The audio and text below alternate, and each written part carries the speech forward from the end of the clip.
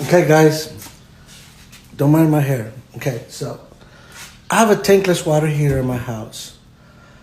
The downside of having a tankless water heater is that when there's no power, there's no hot water.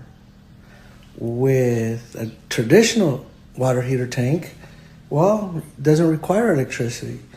This one does. It requires electricity for the control panel and gas. Okay?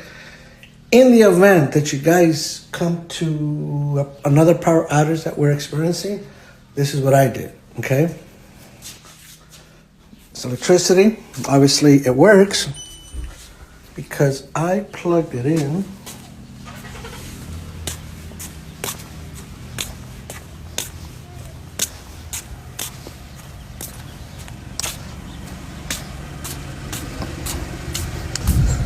To the plug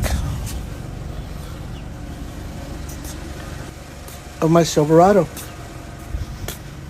Now I can shower.